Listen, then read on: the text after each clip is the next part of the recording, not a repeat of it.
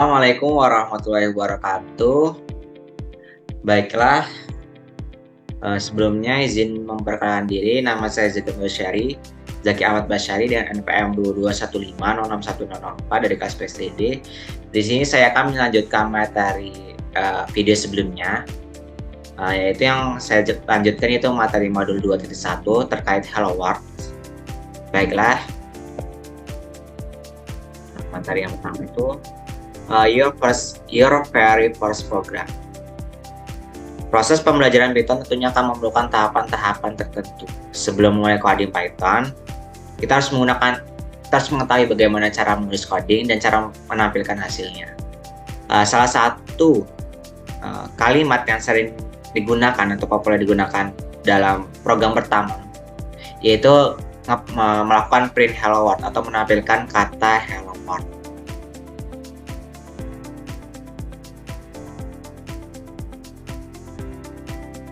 Di sini adalah kalimat kata populer yang sering digunakan. Itu yang pertama itu print hello world. Kata print itu adalah nama fungsi atau function dalam salah satu bahasa Python, di mana fungsi adalah bagian dari kode komputer yang digunakan untuk menyebabkan beberapa efek, misalnya mengirimkan teks ke terminal, membuat file, menggambar, memutar suara, dan lain-lain. Lalu atau mengevaluasi nilai, misalnya akal kuadrat, operasi perhitungan, panjang, membalikannya sebagai hasil fungsi. Nah, dalam gambar di atas itu adalah print function yang dimana untuk menampilkan kalimat hello world.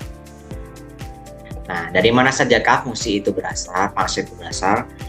Function itu berasal dari Python itu sendiri. Fungsi print adalah salah satu contohnya. Kita tidak perlu melakukan sesuatu seperti bertanya pada seseorang jika ingin menggunakannya. Itu berasal dari Python itu sendiri.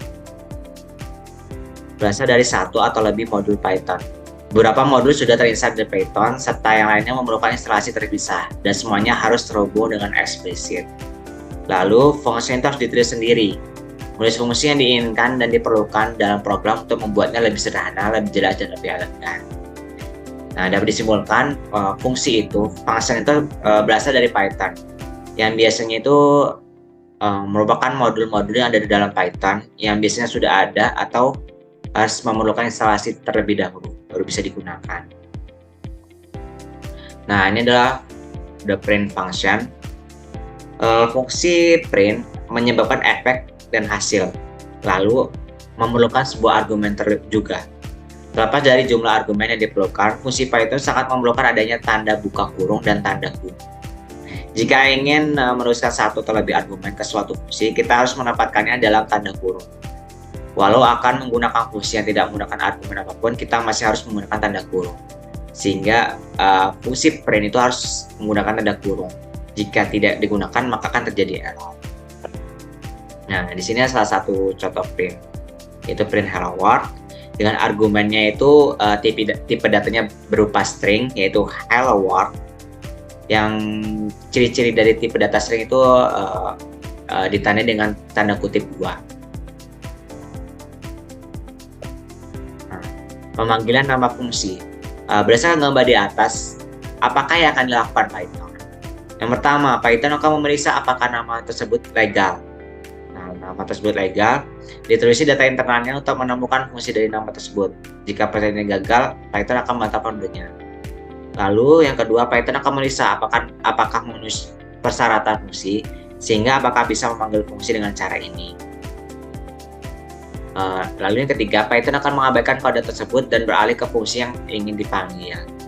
Lalu yang keempat, fungsi akan mengeksekusi kodenya, sehingga menyebabkan efek yang diinginkan dan mengevaluasi hasil yang diinginkan. Seperti fungsi print, yaitu akan menampilkan kata hello world.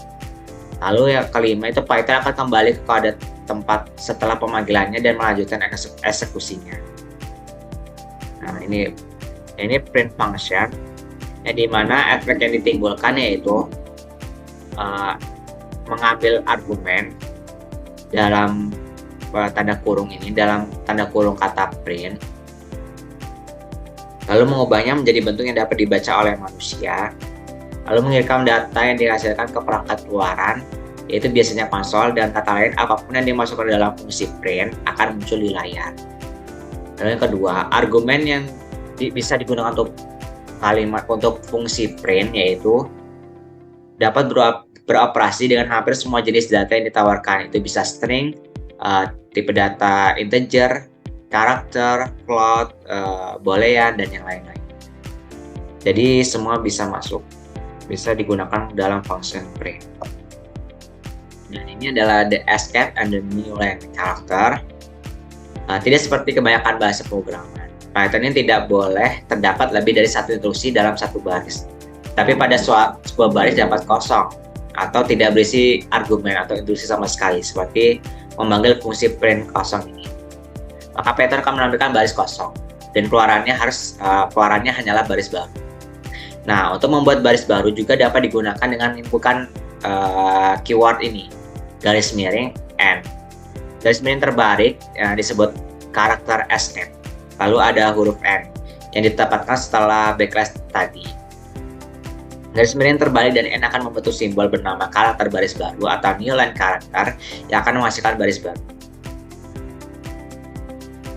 Dan ini adalah contoh penggunaannya. Yang pertama ini menggunakan print kosong, di mana akan menciptakan baris baru walaupun tidak ada argumen atau instruksi, akan menciptakan baris baru. Dan ini adalah new line karakter. Nah, sama seperti tadi, menimbulkan baris baru, tapi ini kode programnya lebih simpel dan tidak panjang. Nah, lalu ada the positional way of passing the argument. Di sini kita lihat dalam kode program, di sini ada dua baris. Yang pertama fungsi print untuk menampilkan kata my name. Argumen pertama itu my name is, dan argumen kedua itu Python. Dan fungsi print yang kedua itu menampilkan kalimat Monty Python. Dan setelah dieksekusi, output programnya akan menciptakan seperti ini. Nah, fungsi print yang dipanggil dengan lebih dari satu argumen akan menampilkan semua argumennya dalam satu baris. Nah, seperti fungsi print yang pertama ini akan menampilkan dalam satu baris. Walaupun argumennya lebih dari satu, maka akan menampilkan juga dalam satu baris. Nah, cara kita menuliskan argumen ke dalam fungsi print disebut dengan nama posisional. Hal ini dikarenakan arti argumen ditentukan oleh posisinya. Misalnya, argumen kedua akan dikeluarkan setelah yang pertama, bukan sebaliknya. Nah, dengan adanya argumen ini, kita bisa menentukan di mana argumen yang pertama akan muncul atau argumen yang kedua yang mana yang akan muncul. Seperti ini, argumen yang pertama muncul adalah my name is, dan argumen yang kedua itu Python, sehingga akan menampilkan output yang sesuai. Nah, ini adalah ada keyword argumen atau kata kunci yang biasa digunakan dalam print, function print. Yang pertama adalah keyword n. N ini digunakan untuk menyambungkan dua buah kalimat pada baris yang berbeda menjadikan satu buah kalimat. Lalu ada keyword sep. Keyword sep ini digunakan untuk menghubungkan kata pada baris yang sama jadi sebuah kalimat, bisa dengan string kosong maupun menggunakan tanda baca. Nah, ini adalah contoh penggunaannya yang pada kode program. Baris pertama ini menggunakan menampilkan fungsi print untuk menampilkan kata my name is sep. Dengan setnya itu garis bawah dan n-nya itu bintang. Lalu fungsi print yang kedua itu menampilkan kata Monty Python dan sep yaitu bintang dan n-nya bintang juga. Dia akan menghasilkan output my name is bintang Monty bintang Python titik Python. Nah, seperti yang dapat dilihat pada contoh, fungsi sep pada baris pertama digunakan untuk mengubah kata pada baris pertama menggunakan tanda garis bawah. Nah, ini seperti outputnya. Dia akan memisahkan argumen dengan tanda garis bawah ini. Dan akan menyambungkan dengan fungsi print yang kedua dengan bintang ini. Nah, lalu fungsi print yang kedua ini, argumennya akan disatukan dengan dengan bintang. Maka akan menghasilkan output seperti ini. Itulah salah satu penggunaan dari sep dan n secara bersama-sama dalam fungsi print. sehingga dapat memudahkan kita dalam menampilkan kalimat yang kita inginkan. Baiklah, itulah penjelasan dari modul 2.1.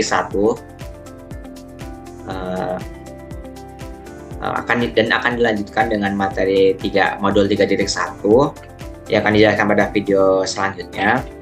Baiklah, sekian dari saya.